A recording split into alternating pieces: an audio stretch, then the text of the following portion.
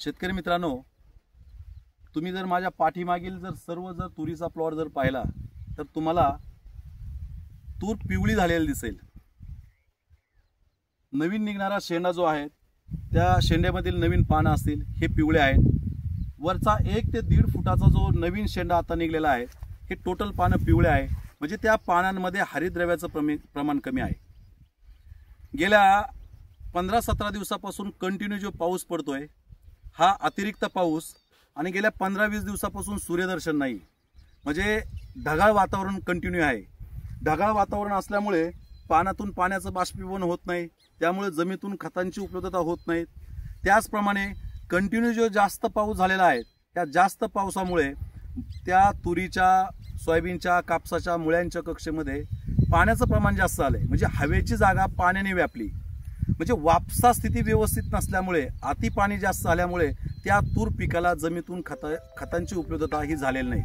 त्याचप्रमाणे जमिनीमधून खतांची उपलब्धता गेल्या 15-16 दिवसापासून जास्त न झाल्यामुळे आज तुम्हाला विशेष करून फेरस, झिंक, मॅग्नीज, मॅग्नेशियम या खतांची आपल्या तुरीमध्ये, तुरीच्या पानांमध्ये कमतरता ठळकपणे आपल्याला दिसते।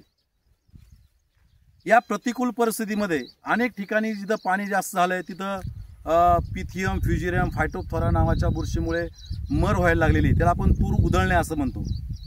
ही समस्या पण अनेक ठिकाणी आहे आणि जर असाच पाऊस जर कंटिन्यू राहिला, जमिनीमधून पाण्याचा निचरा व्यवस्थित झाला नाही तर अजून तूर ही जास्त पिवळी पडेल आणि मोठ्या प्रमाणामध्ये जास्तीत जास्त मरीचे प्रॉब्लेम ह्या तुरीला जास्त होणार आहेत।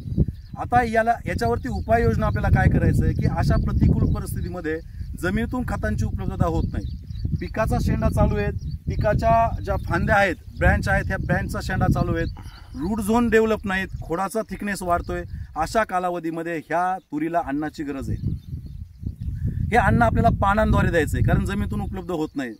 म्हणजे सूक्ष्म खतामध्ये मिक्स असेल, मॅग्नेशियम सल्फेट असेल किंवा तुमचं किसाइड जे असेल, कोरस SP असेल, कोणत्याही चांगल्या कंपनीचं सूक्ष्म खत, मॅग्नेशियम सल्फेट आणि एक चांगलं बुरशीनाशक, आता तुम्ही आंतरप्रवाही रोको असेल, एलिएट असेल, 35% मेटॅलॅक्झिल असेल, असं एक आंतरप्रवाही बुरशीनाशक, त्याचप्रमाणे पानं गुंडाळणारी आळी असेल, पानं कुरतडणारी आळी असेल, अशा आळीसाठी कोणतंही एखादं इमामॅक्टिन असेल किंवा कोराजेन असेल असं एखादं कीटकनाशक टाकून तुम्ही खताची फवारणी त्याला केली पाहिजे।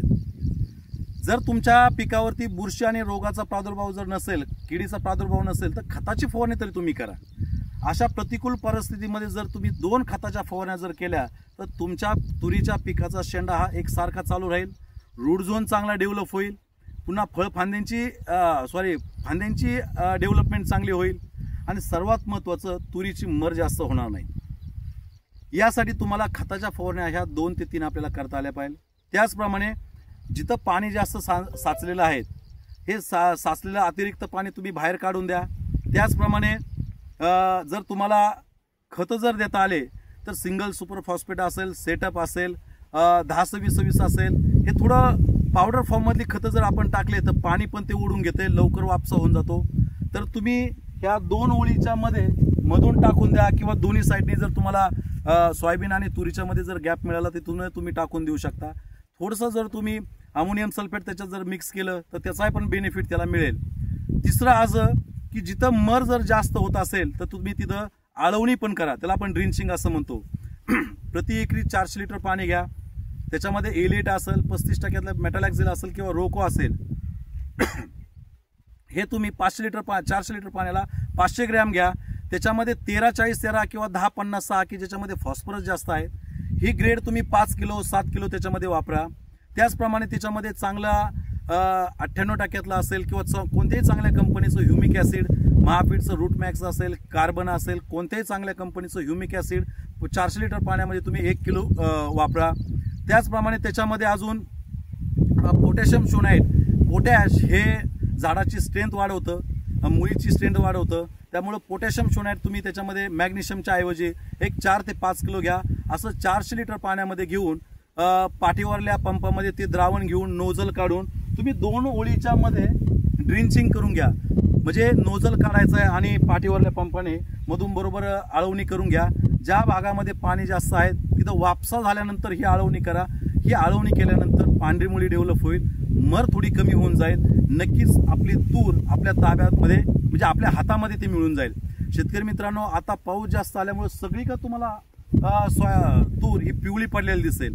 जर खरंच पाऊस जर जास्त राहिला इथून पुढे पण तर तूर ही जाण्याचे चान्सेस जास्त असतात, मरीचे चान्सेस जास्त असतात. त्याच्यामुळं जर तुम्हाला मी सांगितलेल्या जर आळवणी असेल, पुन्हा त्यानंतर मधून जमिनीतून खत जर देणं शक्य असेल, अतिरिक्त पाणी साचलेलं ते जर तुम्ही बाहेर काढत असेल तर नक्कीच तूर आपल्या हातामध्ये मिळेल. एवढंच मला याच्यातून सांगायचंय.